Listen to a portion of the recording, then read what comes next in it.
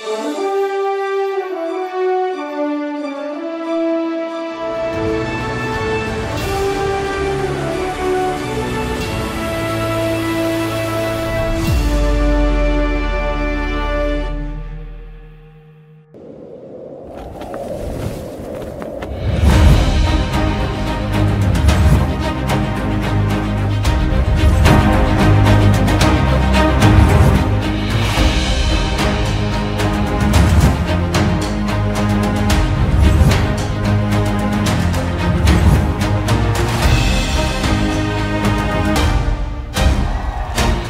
po ay ginagawa naming patuluyan.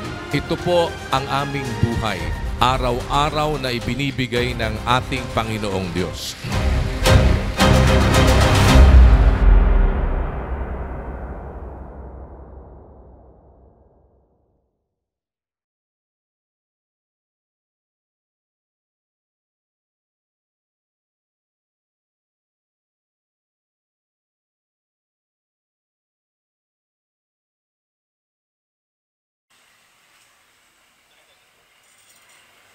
Ladies and gentlemen, announcing the arrival of Kuya Daniel S. Razon, Overall Servant, Members, Church of God International.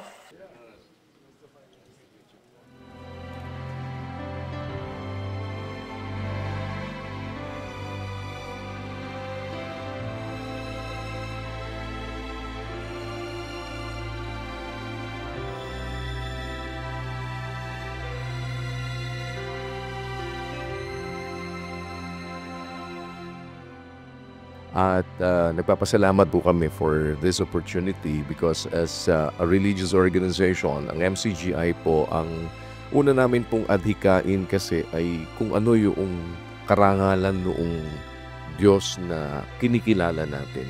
At naniniwala po kami na yung kapakanan ng ating mga kapwa-tao ang isa sa mga dapat na unang isulong. Kaya po ito ang amin talagang pinagsisikapan na magawa, mapagtulong-tulungan sa anumang paraan po na kami ay makakapag-augment sa iba't ibang mga larangan ng pagtulong sa ating mga kapwa-tao.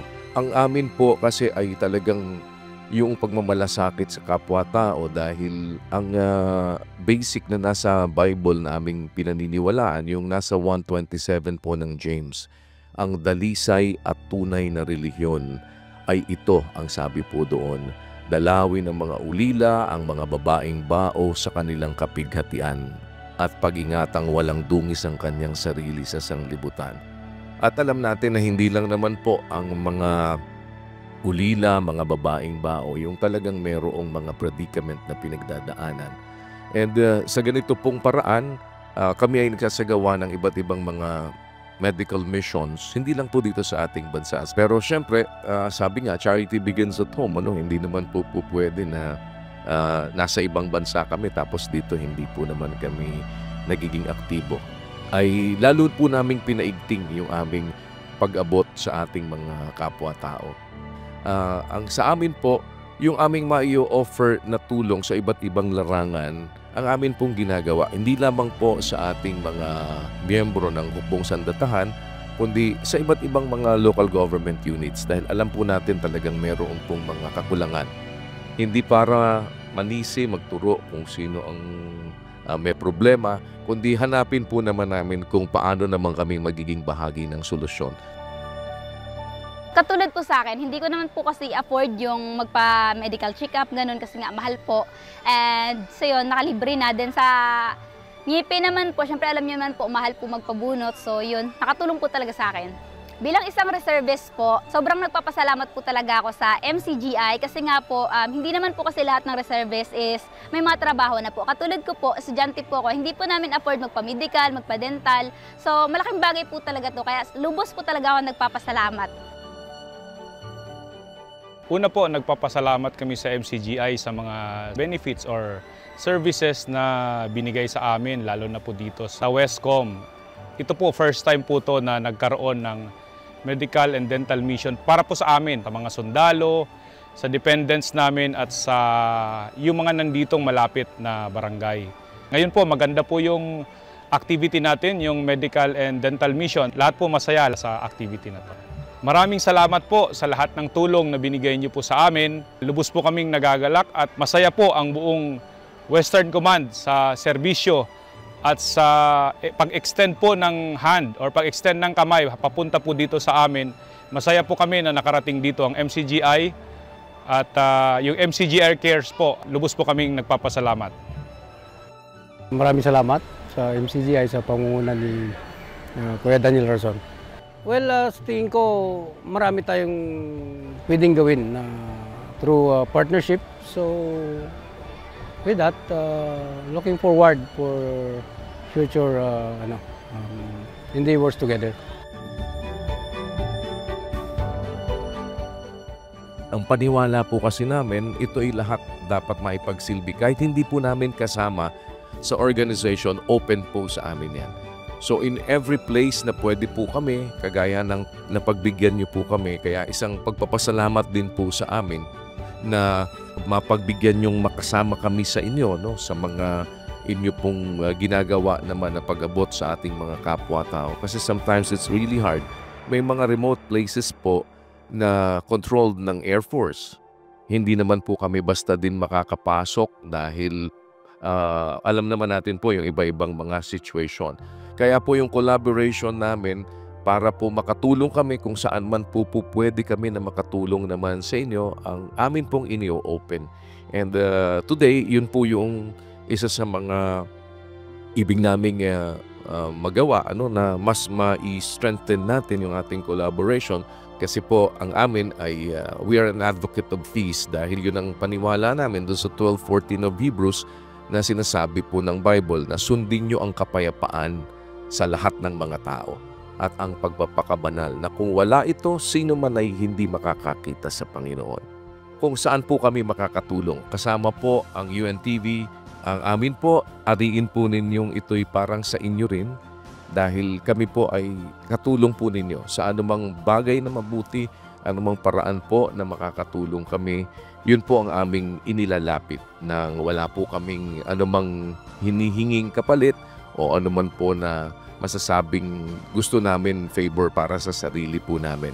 Kaya po kung anuman po ang aming maipagsisilbi, makakaasa po kayo. Sisikapin namin sa tulong po ng Panginoon na maging maliit na instrumento din po para kayo po ay matulungan.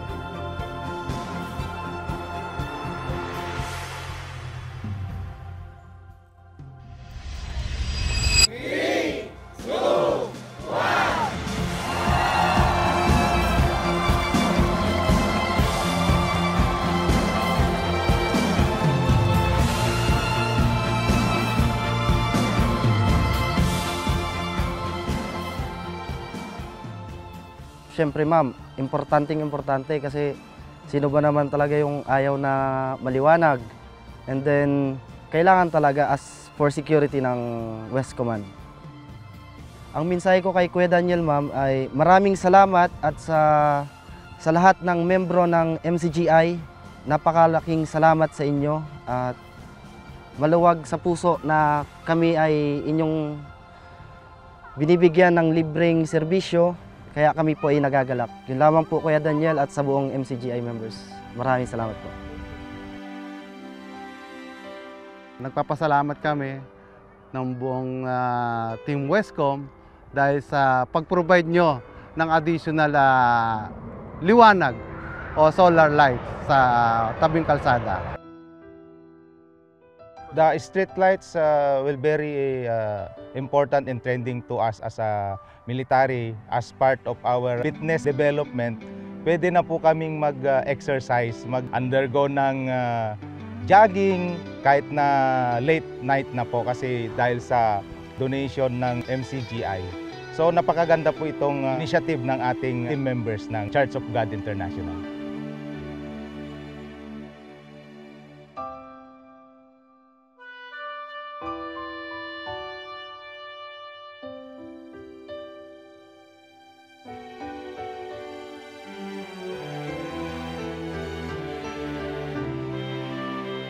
Kaya po, Ang Memorandum of Agreement na ating ginagawa po ngayon ay isang palatandaan ng ating pagtutulong-tulong. Pagtutulong-tulong na magawa kung ano yung gusto ng Diyos na atin pong tahakin na landas. Ang sinasabi po sa 2:10 ng Ephesians, tayo ay kanyang mga gawa na nilalang kay Kristo Jesus para sa mabubuting gawa na mga inihanda ng Diyos ng una upang siya nating lakaran. Ang isa po sa inihanda ng Diyos na dapat nating malakaran ay ang mabubuting gawa. At ito po ay dapat nating pagtulong-tulungan upang ating sama-samang magawa. At ito ay gagawin po natin sa lahat. Ang sabi sa 6:10 ng Galatians, samantalang tayo'y may pagkakataon, ay magsigawa tayo ng mabuti sa lahat. At lalong-lalo na sa mga kasangbahay sa pananampalataya. Kaya kami po sa MCGI ay naniniwala na ang paggawa po ng kabutihan sa kapwa ay walang pinipili. Ano man po ang inyong relihiyon, ano man po ang inyong political affiliation, para lang pong sa Armed Forces of the Philippines, magsisilbi tayo sa lahat ng ating mamamayan na dapat nating mapagsilbihan. Kaya po sa araw na ito, bilang pasasalamat din sa atin pong Westcom, sa Armed Forces of the Philippines na nagpahintulot sa amin dito na makarating sa inyong lugar. Kami po ay mayroong isang activity kasama ang ating medical mission, dental, optical, legal, at mayroon din po tayong mga ipinamimigay na mga wheelchair sa nangangailangan, tungkod, baston, saklay, mga gamot. Ang atin pong medical mission ay hindi lamang po para sa check-up. Pagkatapos po na kayo ma-check up, kung may ire-reseta sa inyo ang ating mga doktor, meron po tayong nakaset up na maliit na pharmacy kung saan maaari po ninyong makuha naman ang mga gamot na ire-reseta sa inyo ng mga doktor sa atin pong ginagawang medical mission ngayong araw. Ito po ay ginagawa naming patuluyan at hindi po ito one time, big time lang. Hindi rin po ito tuwing anniversary lang po ng MCGI. Hindi rin po ito tuwing birthday lang ni Kuya Daniel. Ito po ang aming buhay. Araw-araw na ibinibigay ng ating Panginoong Diyos.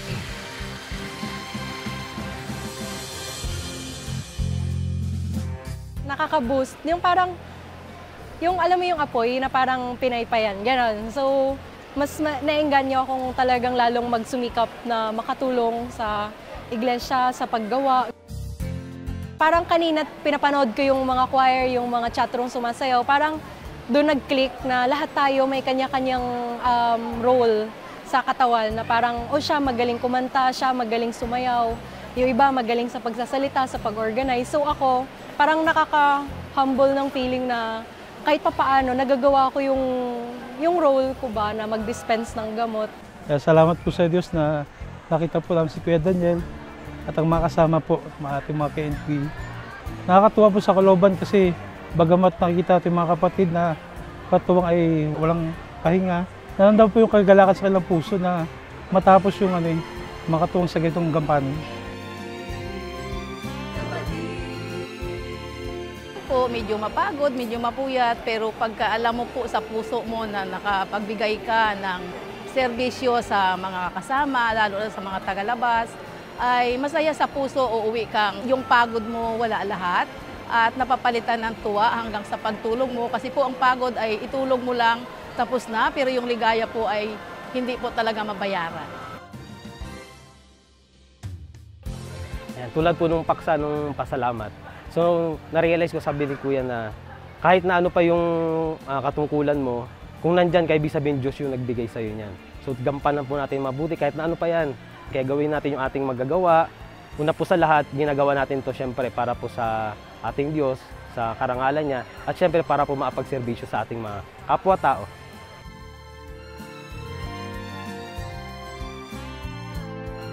Gusto ko magpasalamat sa MCGI and UNTV sa pagkakataong ito na magkaroon tayo ng magandang collaboration.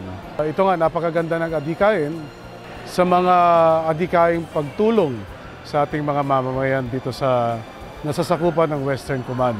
Napakagandang makaharap ng personal si Kuya Daniel Razon. Marami akong natutunan sa kanya and marami kaming napag-usapang pwede pang gawin dito sa Western Command. Kuya Daniel Razon, maraming salamat at napakagaan mong kausapin, napakadami mong idea and tuwang-tuwa ako sa mga plano mo, sa mga kapwa nating mahihirap dito sa probinsya ng Palawan. Thank you from the bottom of our hearts for your unwavering support. We could not do this important work without you. Thank you, MCGI. Thank you, UNTV. Thank you for keeping the patriots and defenders of the West Philippine Sea your priority in your prayers and in your hearts. Magandang umaga sa ating lahat. Mabuhay ang MCGI, UNTV, mabuhay ang Western Command. Maraming salamat po. Once again, maraming salamat po kay Vice Admiral Torres sa pagpapatuloy nyo sa amin dito sa pagbibigay ng pagkakataong makapaglingkod. Nakahanda po kami makapaglingkod sa inyo sa ating hukbong sandatahan. Ang atin pong laging pasalamatan ay ang Diyos na makapangyarihan na pinanggagalingan ng lahat ng kabutihan. Kaya po, mananatili na sa Diyos ang lahat ng karangalan at kapurihan magpakailanman.